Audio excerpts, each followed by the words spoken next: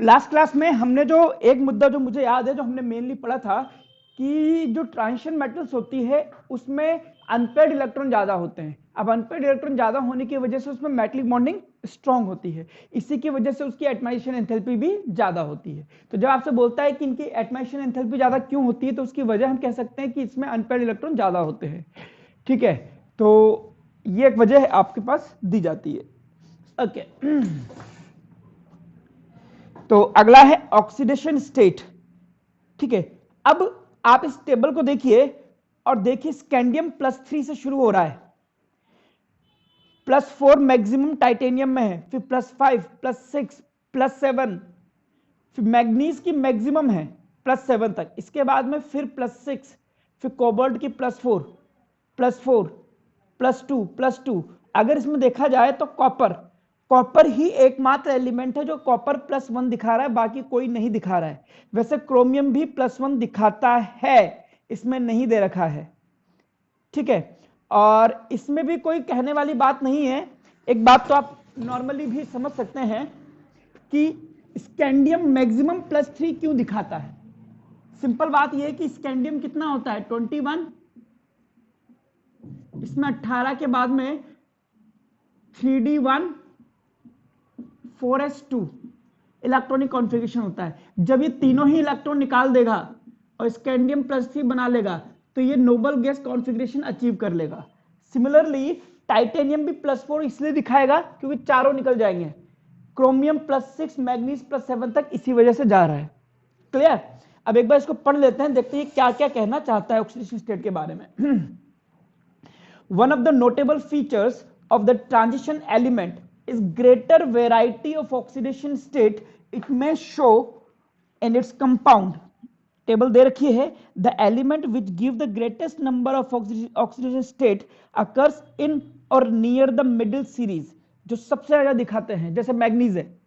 Okay, the lesser number of oxidation state at the extreme ends stems for either two few electrons to lose और share. वही बात कह रहा है, scandium के पास सिर्फ 3 इलेक्ट्रॉन है बाहर की तरफ, उधर जिंक के पास भी +2 है, तो ये ज्यादा वेराइटी नहीं करते। पर मैग्नीज के पास अनपेयर्ड इलेक्ट्रॉन की संख्या मतलब 3d5 होता है और 4s2, तो 3d5 वाले 5 निकाल देगा, 4s वाले 5 निकाल देगा। क्योंकि क्या होता है 3d और 4s में एनर्जी गैप बहुत कम होता है। तो मैग्नीज की अगर हम बात करें 25, 3d5 4s2, तो ये क्या करेगा, इसको भी निकाल देगा, इसको भी निकाल देगा, तो +7 तक जाता है। ये सबसे पहले 2 निकालता है, 2 निकालते इसके पास हाफ फील्ड कॉन्फ़िगरेशन आता है, तो Mn+2 स्टेबल हो जाता है। फिर धीरे धीरे करके सारे निकालता है, तो Mn+7 तक ये जा सकता है। ठीक है, अब इतना लाइन टू लाइन तो मैं नहीं पढ़ाऊंगा, पर जहां होगा मैं बताता चलूंगा। The lesser number of oxygen, हो गया। अच्छा, the lesser number of oxygen state at the extreme end stems for the either too few electron to lose or share, this is scandium or titanium, or too many d electrons, hence fewer orbitals available in which to share the electrons with other। अब जैसे zinc की बात करें, अब zinc के पास कोई vacant D orbital होता ही नहीं है, तो दूसरा शेयर भी कहां से करेगा, शेयर करने के लिए खाली चाहिए ना ऑर्बिटल। चलिए साहब, for higher valence copper and zinc, ठीक है। the early in the series scandium second is virtually unknown, scandium +2 देखो जाना ही नहीं जाता, and titanium +4 is more stable than titanium 3 in second। एक बार देखते हैं, अब इस तरह के क्वेश्चन आपके 11th वाले कॉन्सेप्ट से सॉल्व होंगे। क्या कहता है, titanium +4 is more stable than titanium +3 and titanium +2। तो टाइटेनियम होता है 23, 22 सॉरी, 3d2 4s2, टाइटेनियम +2 बनेगा तो 3d2 कॉन्फ़िगरेशन, +3 बनेगा तो 3d1 और +4 बनेगा तो आर्गन 18 बन जाएगा।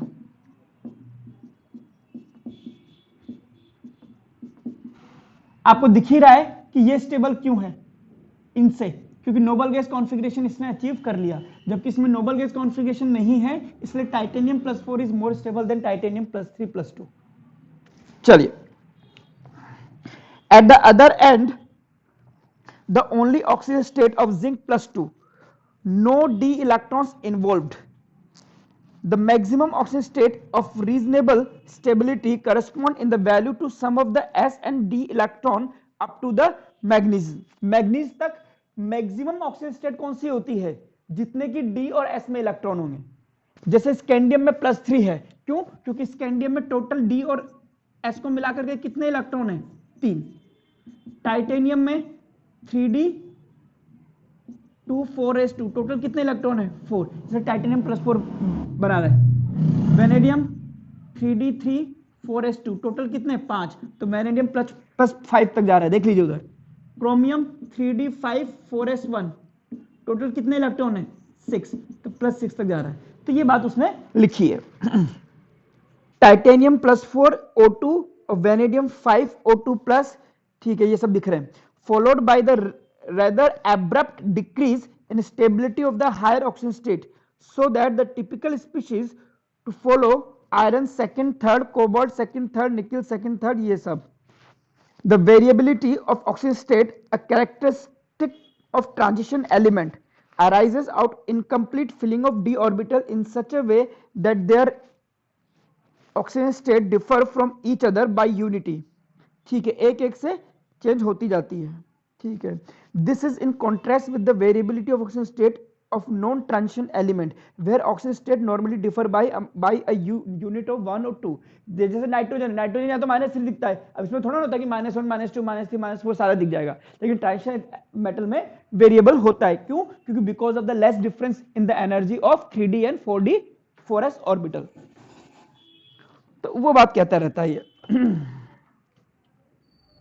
Although the p block, the lower oxygen state are favored by the heavier member due to inner pair effect, ये वही पढ़ेंगे।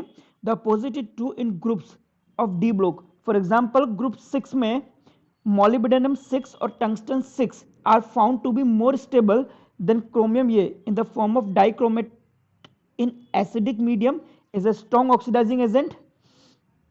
ठीक है, अब जैसे क्रोमियम +6 है, अब +6 मैंने बताया था जो हाईएस्ट ऑक्सीजन स्टेट होती है वो कैसा होता है? एसिडिक होता है। ठीक है, और +6 के बाद वो आगे तो जा नहीं सकता, वो जाएगा इधर की तरफ, तो इसका खुद का रिडक्शन हो सकता है, तो एज ए ऑक्सीडाइजिंग एजेंट ये डील करेगा। तो वही बात लिख रखा है कि chromium 6 in the form of dichromate acid K2Cr2O7। अगर आप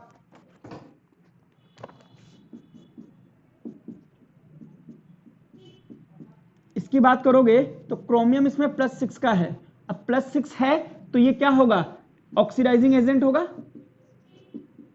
क्योंकि क्रोमियम +2 तक जा सकता है। वही वाली बात है जो मैंने मैग्नीज में सिखाई थी। तो जब भी आप पढ़े तो थोड़ा सा दिमाग लगा लें, कुछ लाइनें की। चलिए, वेयर एज मोलिब्डेनम O3 और टंगस्टन O3 आर नॉट, क्योंकि ये बीच में होंगी ऑक्सीजन स्टेट, बिल्कुल कोने पे नहीं होंगी, है ना।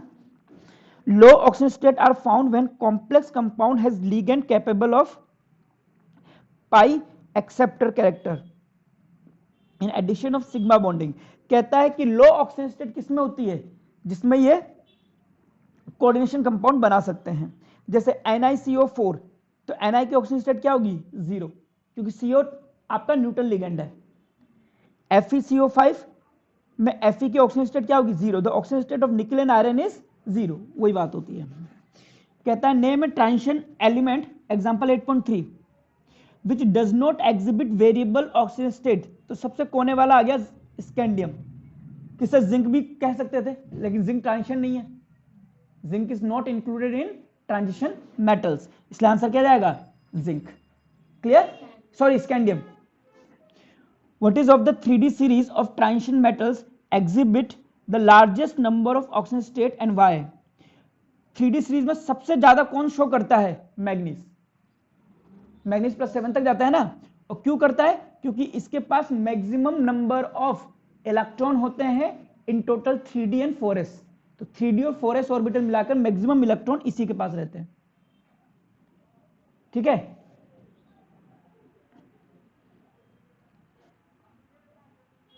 चलिए आगे बढ़ते हैं। ट्रेंड इन +2 से m स्टैंडर्ड इलेक्ट्रोड पोटेंशियल। अब ये कहता है सब इलेक्ट्रोड पोटेंशियल की बात करता है, तो कैलकुलेटेड वैल्यूज जितनी हैं स्टार्टिंग में उतनी ही आ रही हैं। ऑब्जर्व देखना, ग्रीन वाली है कैलकुलेटेड वैल्यूज और ऑब्जर्व वैल्यू है ये, लेकिन बाद में जो देखोगे अगर आप बीच में देखिए कोबाल्ट, कोबाल्ट की ऑब्जर्व वैल्यू ज्यादा है कैलकुलेटेड से। ऐसा ही निकल के साथ भी हो रहा है, कॉपर के साथ ऑलमोस्ट सेम चल रहा है ना। एक तो ये बात। दूसरा, कॉपर का इलेक्ट्रोड पोटेंशियल सबसे ज्यादा है पूरी 3D सीरीज में, देख लीजिए आप, इसकी भी वजह पूछ सकता है। और कॉपर का याद होगा पॉजिटिव इलेक्ट्रोड पोटेंशियल होता है, अगर आप सीरीज याद करें, लेके बारात काना मजे से आलम मंजो करे फेंक देने गाय सुंदरी प्यार भरी, हा क्यू, तो हाइड्रोजन 0 होता है, उसके नीचे कॉपर होता है। ओके, देखते हैं। Table contain the thermochemical parameter related to the transformation of solid metal atoms to M+2 ions in the solution and their standard electrode potential, the observed value of E node and those calculated using the data. Okay, the unique behavior of copper having, underline कीजिए यहां से, the unique behavior of copper having positive electrode potential accounts for its inability to liberate hydrogen from acid। ठीक है, कहता है कि copper भाई acid में मेटल की रिएक्शन कराते हो तो हाइड्रोजन गैस निकलती है, पर कॉपर नहीं कर पाता। क्यों? क्योंकि ये कम रिएक्टिव है। क्यों कम रिएक्टिव है? क्योंकि इसका इलेक्ट्रोड पोटेंशियल पॉजिटिव है। और पॉजिटिव क्यों है उसके बारे में आगे बात देखिए क्या है। भाई पढ़ा है ना, 10th क्लास में पढ़ा था कि मेटल कोई भी होती है एसिड से रिएक्शन करके हाइड्रोजन गैस को डिस्प्लेस करती है, पर कॉपर नहीं कर पाती। Only oxidising acid, nitric and hot concentrated sulfuric acid react with copper, the acids being reduced, the high energy of transform copper to copper +1 is not balanced by its hydration enthalpy। Copper solid में होगा, सबसे पहले आप इसको gaseous state में change करोगे। जब gaseous state में आएगा तो फिर आप इसमें कॉपर +2 बनाओगे, फिर इसको पानी में डालोगे तो ये बन जाएगा कॉपर +2 का एक्वस आयन। तो यहां पे निकलती है हाइड्रेशन एंथैल्पी,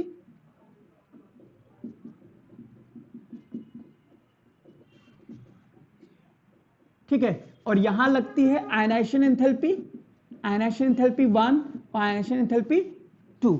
यहां पे लगता है एंथैल्पी ऑफ एटमाइजेशन, लिखिए इसको।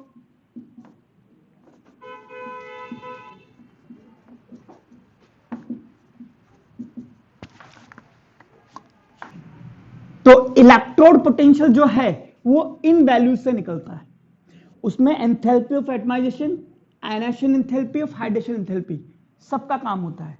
और इसमें क्या होता है, हाइड्रेशन एंथैल्पी इसकी लो होती है और ये दोनों को मिलाकर के हाई होता है। ये एंथैल्पी यूज हो रही है, निकल रही है। तो low hydration enthalpy is not able to compensate to convert copper solid to copper +2। अगर आपको ज्यादा एनर्जी देनी पड़ गई तो कॉपर वहां तक जाएगा ही नहीं। अब देखिए एक बार फिर से पढ़ते हैं। The unique behavior of copper having positive electrode potential accounts for the inability to liberate hydrogen from acid। ये सही बात है कि एसिड से हाइड्रोजन रिप्लेस नहीं करता है। ओनली ऑक्सीडाइजिंग एजेंट एसिड कौन कौन से, नाइट्रिक एसिड और hot concentrated sulphuric acid react with copper, सिर्फ इन्हीं के साथ ही कॉपर रिएक्ट कर पाता है। ठीक है, the acid being reduce, acid का क्या होगा, रिडक्शन, तो कॉपर का क्या होगा, ऑक्सीडेशन। यानी कि कॉपर को किस में चेंज होना पड़ेगा, कॉपर +2 में।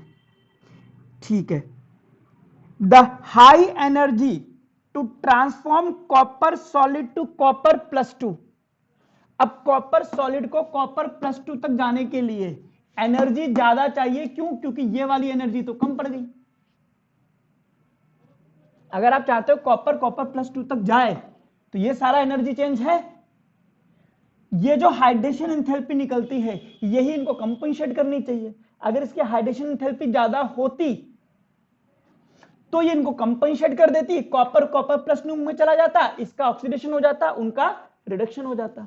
Okay, the high energy to transform copper solid to copper plus 2 aqueous is not balanced by its hydration enthalpy.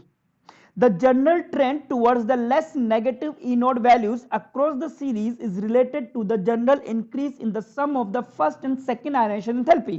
तो कहता है कि कॉपर के लिए E node कैसा आता है, पॉजिटिव, बाकियों के लिए E node कैसा है, नेगेटिव, और इन सबको डिसाइड करने में आयनेशन एंथैल्पी 1 और आयनेशन एंथैल्पी 2 इसका सिग्निफिकेंट रोल होता है। आगे बढ़ते हैं। It is interesting to note that value of E node for manganese, nickel and zinc are more negative. Why? क्योंकि हाइड्रेशन एंथैल्पी क्या है, ज्यादा है, ज्यादा एनर्जी निकलेगी, ई नोड की वैल्यू उतनी ही नेगेटिव आने वाली है। Then expected from the trend, आगे पढ़ते हैं, the stability of half filled D subshell in Mn+2 and the completely filled D0 configuration Zn+2 are related to their E node values, whereas E node for nickel is related to the highest negative hydration enthalpy. Okay, तो overall जो मुझे समझ में आया, आपको यहां पे जानना पड़ेगा 2-3 चीजें।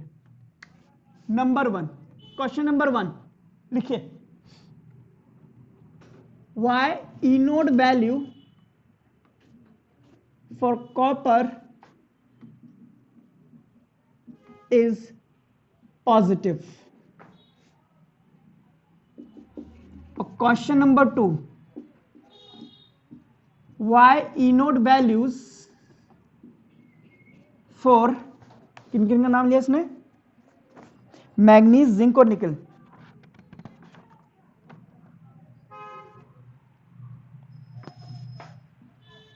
Manganese, nickel and zinc. हाँ, तो ये क्वेश्चन लिखे, E naught values for manganese, nickel and zinc is positive. ये 2 क्वेश्चंस के आंसर यहां से निकलेंगे। Are more negative, shit, are more negative.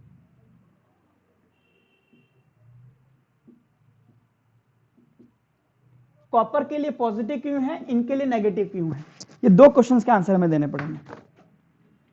Due to high enthalpy of atomization of copper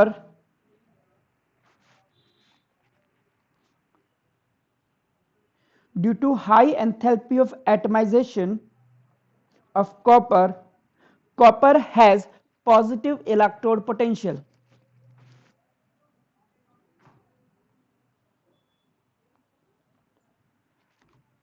That is why copper is also said to be a noble metal. यहां लिखिए, इसके लिए answer लिखना, इसके लिए तो मैग्नीज, निकल और जिंक। मैग्नीज में होता है D5 स्टेबल, और निकल में अगर आप निकालोगे तो हाई हाइड्रेशन एंथैल्पी,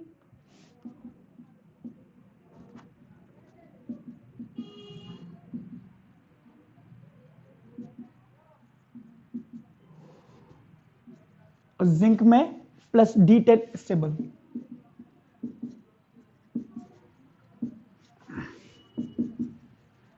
ओके, पहले एक चीज और समझ लीजिए, बेसिक्स में यहां लिख लेते हैं,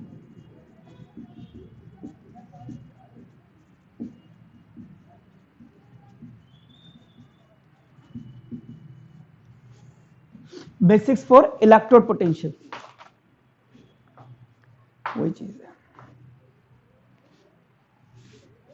किसी भी ट्रांजिशन मेटल का या किसी भी मेटल का इलेक्ट्रोड पोटेंशियल निकालते हैं तो क्या क्या चीजें काउंट होती हैं। वो मेटल होगा सॉलिड स्टेट में, तो सबसे पहले उसको गैसीय स्टेट में चेंज करा जाएगा और दी जाएगी एंथैल्पी ऑफ एटमाइजेशन। ये मैंने अभी कॉपर के लिए बताया था स्पेसिफिकली।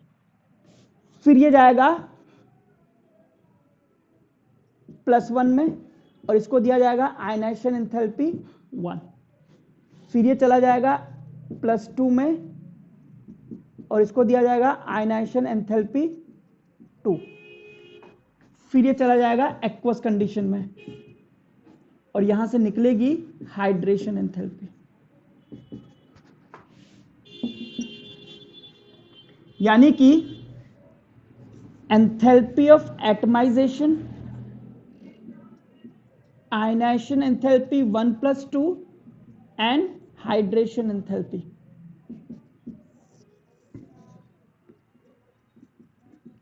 contribute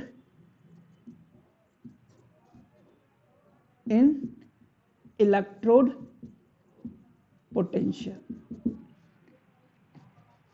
कॉपर के लिए इनोड की वैल्यू पॉजिटिव आ रही है। क्यों? क्योंकि कॉपर के लिए hydration enthalpy is less than enthalpy of atomisation, यानी कि यह enthalpy is not able to compensate the atomisation enthalpy. ठीक है, तो एटमाइजेशन एंथैल्पी एंड ये पूरे को कंपनसेट नहीं कर पाती आराम से। मैग्नीज में D5 स्टेबल है। अच्छा, हम किसकी बात कर रहे हैं? हम बात कर रहे हैं M+2 से M की तरफ। अब मैग्नीज +2 का इलेक्ट्रॉनिक कॉन्फ़िगरेशन देखोगे तो आपको पता लग जाएगा D5 है, ये स्टेबल है। निकिल हाई हाइड्रेशन एंथैल्पी आती है, हाई हाइड्रेशन एंथैल्पी निकल गई, इसीलिए निकिल के लिए इनोड वैल्यू कैसी आएगी? नेगेटिव। ठीक है, जिंक के लिए जिंक +2 बनाएगा तो ये हो जाएगा आपके पास D10 स्टेबल। तो ये स्टेबल हो जाते हैं, जिसकी वजह से इनका मोर नेगेटिव आपका इलेक्ट्रोड पोटेंशियल आता है। लिखिए सब, और फिर इसको लिखाता हूं।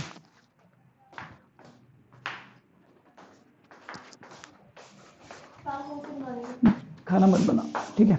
खाना मत बना, ना इसको रख दे, चाय बना दे और कुछ मत कर। बस ये देख ले नीचे खोल करके कोई नहीं, सारा सामान मसाला नहीं गंदी पड़ी हो कुछ, ये इसको हटा करके इसके पीछे इसको साफ कर दे। ये सब है ना इधर से, इसको हटा करके पूरा साफ कर दे, पूरी गैस की प्लेट, बस खत्म हो जाएगा। इसको भी धो दे। ये ना मुझे लग रहा है कुछ ये छूट रहे हैं सब। अरे ये दाल वाल के पड़े रहते हैं। गेट वेट देख ले, कुछ फ्रिज साफ कर दे, थोड़ी सी डस्टिंग कर दे इसकी, है ना? फ्रिज कर दे। Atomisation energy plus energy of ionisation नहीं होगी? नहीं, मेन ये है, आगे पढ़ोगे ना तो पता लग जाएगा तुम्हें। अब सुनिए, सपोज करो मैग्नीज की बात करते हैं, तो यहां पे मैग्नीज रखिए, एटमाइजेशन एंथैल्पी दीजिए, मैग्नीज गैस में चेंज हो जाएगा। फिर आयनाइजेशन एंथैल्पी 1 दोगे, फिर 2 दोगे। जैसे ही मैग्नीज यहां पर आया, क्या मैग्नीज को मैग्नीज +2 बनाने के लिए ज्यादा एनर्जी देनी पड़ेगी क्या? नहीं, क्योंकि इसका D5 कॉन्फ़िगरेशन इजीली चेंज हो जाएगा। यानी कि ये वाली एनर्जी इसके लिए क्या आ गई? कम आ गई, कम आ गई। And this energy can be compensated by the energy of hydration. Clear हो गया? निकिल में ये एनर्जी अपने आप ही ज्यादा निकलती है, क्योंकि निकिल का साइज छोटा है। याद है, hydration enthalpy is proportional to 1 size. और अगर आप देखोगे size wise, hydration enthalpy is proportional to size था ना, इनवर्सली प्रोपोर्शनल। तो जिसका सबसे छोटा साइज है वो, अब आप देखिए वो जो रेडियस का वाला लिखाया था हमने, तो उसमें निकिल तक था कि साइज कम होता जाता है ना भाई? स्टार्टिंग से आगे जाओगे आप, स्कैंडियम से लेकर के मैग्नीज तक और निकिल और फिर कॉपर, तो यहां तक साइज छोटा होता जाता है। जा भाई, ठीक है। और इसके बाद साइज ऑलमोस्ट कांस्टेंट होता है और इसके बाद में बढ़ता है। बट यहां हम कहते हैं ऑलमोस्ट कांस्टेंट है, ऐसा नहीं कि बिल्कुल कम नहीं होता। अगर आपसे बोलूं मैग्नीज और निकिल में से कौन छोटा है, तो निसंदेह निकिल छोटा निकलेगा। तो ओवरऑल देखा जाए तो इसमें निकिल का साइज सबसे छोटा होता है। सबसे छोटे साइज की वजह से इसकी हाइड्रेशन एंथैल्पी ज्यादा आ रही है, ये इसको कंपनसेट कर देता है। इसका मतलब है इसका भी कैसा आ गया? नेगेटिव। जिंक, अब सपोज ये जिंक क्या रखा, फिर ये आया, और Zn+2 भी इजीली बन जाएगा क्योंकि D10 स्टेबल है, तो इसको भी कम एनर्जी देनी पड़ रही है। तो ओवरऑल जब भी निकलने वाली एनर्जी ज्यादा हो जाती है तो इलेक्ट्रोड पोटेंशियल कैसा आता है? नेगेटिव। कॉपर के लिए ये एनर्जी ज्यादा नहीं आती है। क्यों? क्योंकि निकिल के बाद में कॉपर का साइज बढ़ जाता है। अब इसका साइज अगर बढ़ गया है तो हाइड्रेशन एंथैल्पी उतनी नहीं आनी है। एक बार साइज वाली टेबल खोलना दोबारा, और साइज पे बात करते हैं। टेबल है आपके पास में,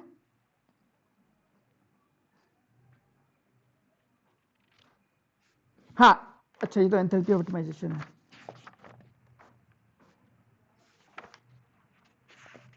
trend of atomic radius, page number 214 पर एक कर्व दिया है ऊपर की तरफ। देखिए सबसे छोटा निकल निकल रहा है, ऑलमोस्ट कोबाल्ट के बराबर है, और उसके बाद में साइज ऊपर उड़ गया है। क्लियर? और एटमाइशन एंथैल्पी भी देखिए, इसके नीचे टेबल बनी है। कॉपर की एटमाइशन एंथैल्पी देखिए कितनी ज्यादा है।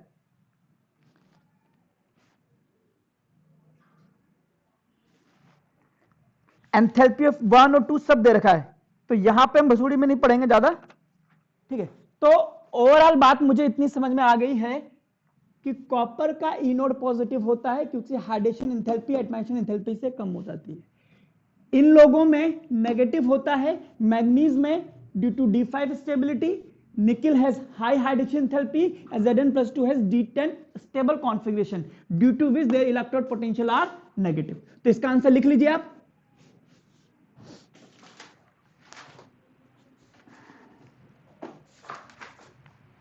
इस वाले क्वेश्चन लिखा है ना ये वाला, इसका आंसर यही वाला लिख लिया ना, लिख लोगे ना लैंग्वेज में। यही लिखना है कि manganese, nickel and zinc have negative electrode potential because manganese +2 has D5 stable configuration where nickel +2 has high hydration enthalpy and Zn+2 D10 stable होता है।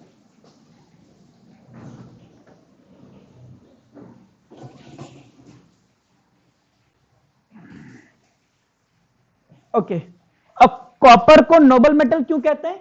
क्योंकि उसका इलेक्ट्रोड पोटेंशियल क्या है? पॉजिटिव है। पॉजिटिव है तो इलेक्ट्रोड पोटेंशियल पॉजिटिव है, इसका मतलब है खुद के रिड्यूस होने की ज्यादा टेंडेंसी है ना। तो कॉपर से कॉपर +2 नहीं बनता इतनी आसानी से, सही बात है ना। इलेक्ट्रोड पोटेंशियल पॉजिटिव है तो खुद के रिड्यूस होने की टेंडेंसी ज्यादा है, खुद ऑक्सीडाइज नहीं होगा, तो ये नहीं बनता, जिसकी वजह से ये लेस रिएक्टिव रहता है। That is why it can not displace hydrogen gas when reacted to acid, but nitric acid and H2SO4 can react with copper to release hydrogen gas because of oxidizing nature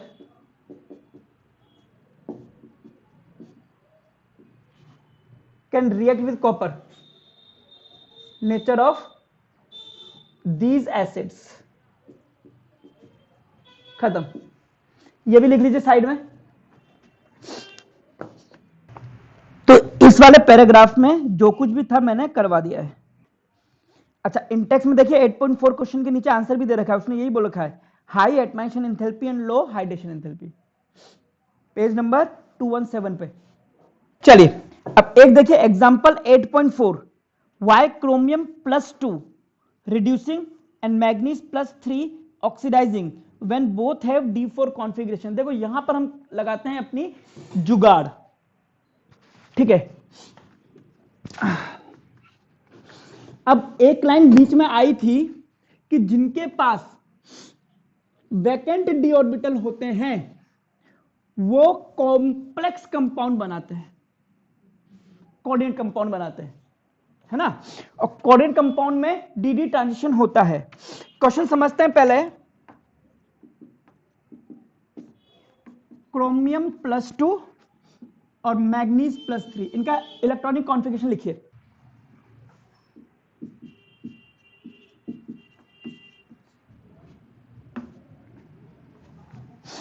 ठीक है, अब इनका बोलता है कि दोनों का इलेक्ट्रॉनिक कॉन्फ़िगरेशन सेम है, जबकि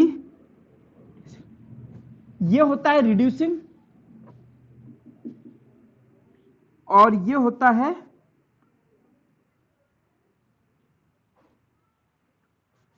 ऑक्सीडाइजिंग।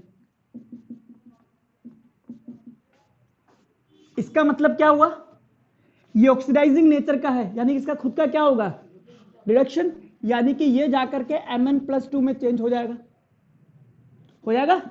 ऑक्सीडाइजिंग का मतलब यही तो हुआ ना। और Mn+2 क्या है,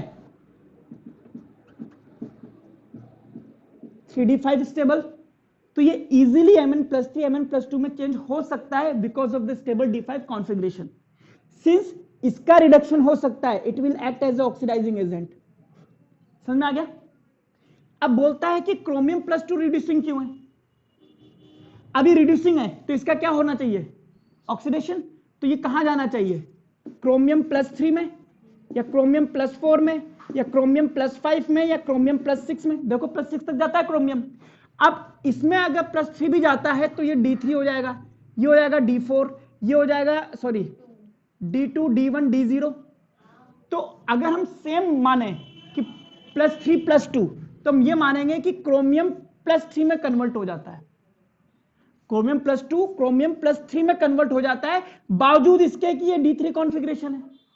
ऐसा क्यों, तो हम कहते हैं कि क्रोमियम जो बनाता है ये कोऑर्डिनेशन कंपाउंड बनाता है, तो जिसमें D5 कॉन्फ़िगरेशन रहेगा, और D5 कॉन्फ़िगरेशन जब रहेगा तो D के ऑर्बिटल्स जो होंगे 3 नीचे और 2 ऊपर, क्योंकि क्रोमियम का CN नंबर 6 आता है जनरली, और D3 में 1 2 3 इलेक्ट्रॉन आएंगे, यानी कि T2G3 हाफ फील्ड स्टेबल है।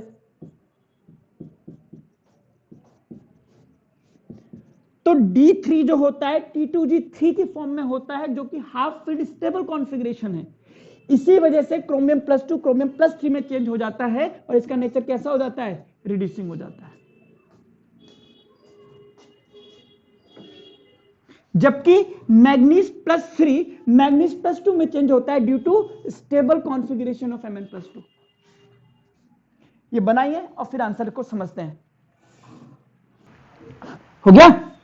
अब इसका आंसर पढ़ के देखो एनसीईआरटी में क्या लिखा है, समझ में आ रहा है नहीं आ रहा है, कि क्रोमियम+2 is reducing as its configuration changes from D4 से D3, यानी कि क्या बना रहा है, क्रोमियम+2 से क्रोमियम+3। द लेटर यानी कि क्रोमियम+3 having a half filled T2G level, clear. अब वो चैप्टर नहीं पढ़ने की जरूरत है। On the other hand the changes from Mn+2 to Mn+3 from Mn क्या क्या 2+2, ये कंजर है कंजर, results in half filled D5 configuration which has extra stability. ठीक है, अब यही वाली लाइन लिखोगे या मैं लिखवा दूं फिर वो लिख दो, ये लैंग्वेज थोड़ी सी कम एक्सप्लेनेटरी है, या लिख लोगे, मेरे क्या तुम अंग्रेज बोल लो। आगे बढ़िए। तो बेसिकली इसमें यही लिखना है कि क्रोमियम+2 is reducing because it changes from chromium+2 to chromium+3 which has D3 configuration which has T2G half filled orbital, whereas Mn+3 changes to Mn+2 which has half filled D5 orbitals, hence it is oxidizing agent। खत्म, ये इसमें change होता है, ये इसमें change होता है, बस। ओके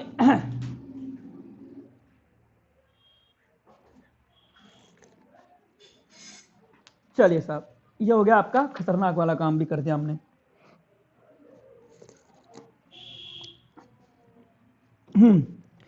कहता है Mn+3 से +2 का इलेक्ट्रोड पोटेंशियल की बात करता है। अब है नहीं, अगला पेज पे आ गया बेटा। इंटेक्स समझा तो दिया, कौन सा इंटेक्स, दोबारा समझना है। इंटेक कौन समझाएगा, ये कॉपर का समझाया तो है कि हाई हाइड्रेशन एंथैल्पी इसकी नहीं होती है, एटमाइशन हाई होता है। आइए 8.3.6 ट्रेंड्स इन द +3 से +2 स्टैंडर्ड इलेक्ट्रोड पोटेंशियल। चलो, तो कहता है the examination of the +3 to +2 value shows a varying trend. The low value of scandium reflect stability of scandium +3। ठीक है, which has noble gas configuration. The highest value of zinc is due to the removal of an electron from the stable D10 configuration. Okay.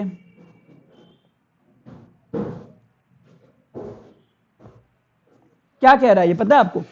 कहता है कि scandium +3 से +2 इतनी आसानी से नहीं जाता और जिंक +3 से, ये तो जिंक की तो बात ही नहीं करनी चाहिए इसको फिर। The low value of scandium reflect the stability of scandium +3। कहता है स्कैंडियम +3 तो स्टेबल होता है क्योंकि इसका नोबल कॉन्फ़िगरेशन कितना होता है 18। ठीक है, तो इसका इस तरफ रिडक्शन होता ही नहीं है।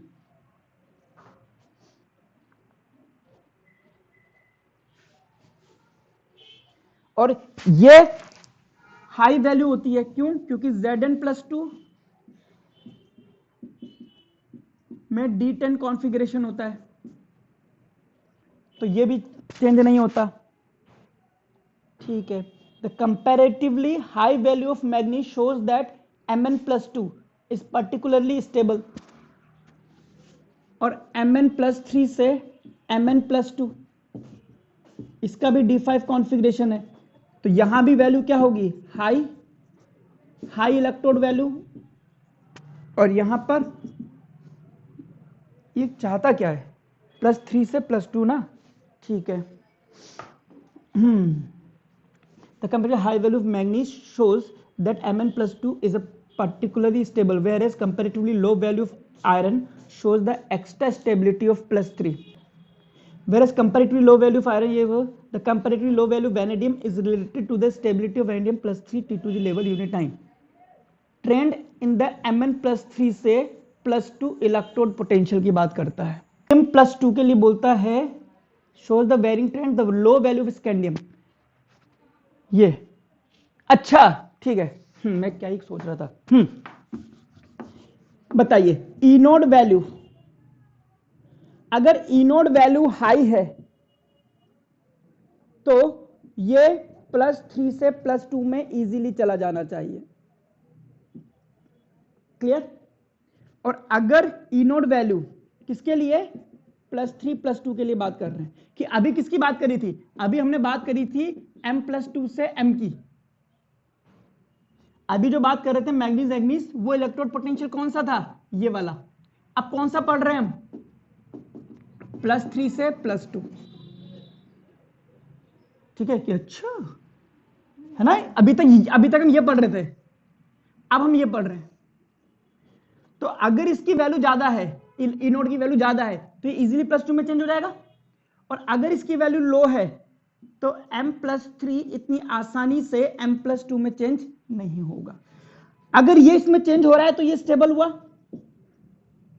और अगर ये इसमें चेंज नहीं हो रहा तो ये स्टेबल हुआ। कहता है ये वैल्यू लो है, क्यों? स्कैंडियम +3 स्टेबल एंड कॉन्फ़िगरेशन है नोबल गैस का। कहता है ये इसकी वैल्यू हाई है, E nought low, E nought high, E nought high. कहता है इसकी वैल्यू हाई है, क्यों?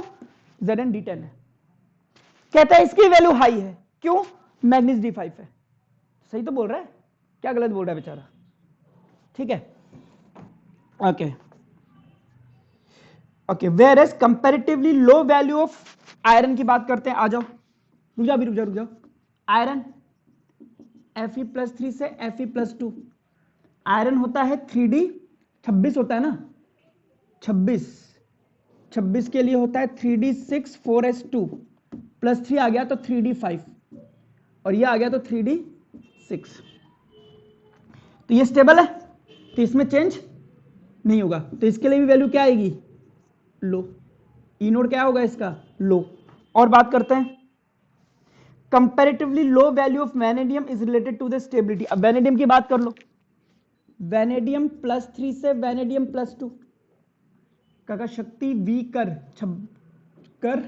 24 23 है ना, 23 है तो ये हो जाएगा आर्गन 18 4s3d3 4s2, तो ये हो गया 2 3d 3 प्लस 3 है ना, तो ये हो जाएगा 3d2 और वेनेडियम हो जाएगा 3d3। अब इसमें क्या होगा, T2G हाफ फील्ड लग जाएगा तो ज्यादा स्टेबल हो गया, तो इसकी वैल्यू होनी चाहिए हाई। क्या बोलता है, क्या तेरी ऐसी तैसी, T2G तो बोला है। Vanadium is related to the stability of vanadium plus 2। एक सेकेंड, अगर वैल्यू हाई है तो ये चेंज हो जाएगा। The comparatively low value of vanadium is related to the stability of vanadium plus 2। हाँ तो ये हाई नहीं आएगा, यहां पे लो आना चाहिए, लो नहीं आना चाहिए, हाई आना चाहिए। लास्ट लाइन जो है, comparatively low value of vanadium, vanadium की लो वैल्यू कैसे हो सकती है, ये इसमें इजीली चेंज हो जाएगा, और चेंज हो गया तो ये वैल्यू क्या होनी चाहिए, हाई होनी चाहिए। चेंज कर लेना। कॉन्सेप्ट समझ में आ गया आपको? श्योर?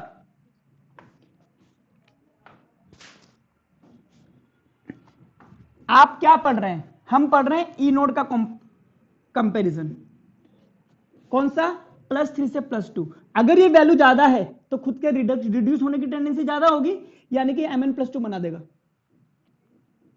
Mn+2 बनाएगा यानी कि Mn+2 स्टेबल होना चाहिए, तभी तो बनाएगा, या ये लेस स्टेबल होना चाहिए।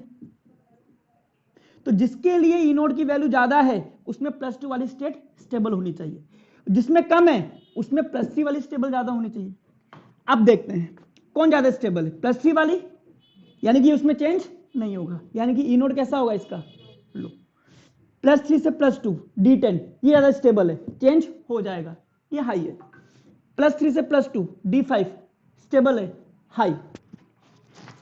आयरन D5 से D6 ये स्टेबल है, ये नहीं जाएगा, तो ये क्या हो गया, लो। वेनेडियम +3 पेनेडियम +2 +3 है D2 +3 है T2G3, तो T2G3 हाफ फील्ड स्टेबल हो जाएगा, तो इधर जाना चाहिए, चला जाएगा तो ई नोड वैल्यू क्या आएगी इसकी, हाई।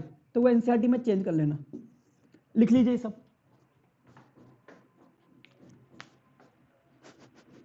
इसको क्या हो गया, बी वाले को वेनेडियम, ये एनसीईआरटी में गलत लिख रखा है। वेनेडियम +2 में चेंज हो रहा है ना, तो +3 के कॉन्फ़िगरेशन में D2 आ रहा है और +2 के कॉन्फ़िगरेशन में D3 आ रहा है। स्टेबल प्लस तो कोई नहीं है ना, अगर हाफ फील्ड और फुल फील्ड में देखें तो D5 होना चाहिए, D10 होना चाहिए। नहीं कॉम्प्लेक्स कंपाउंड बनाएगा, T2G बोल रहा हूं, T2G स्टेबिलिटी, DD ट्रांजिशन वाली। अच्छा तो ये ज्यादा स्टेबल है कि इसमें चेंज होगा, इसकी वैल्यू हाई होनी चाहिए।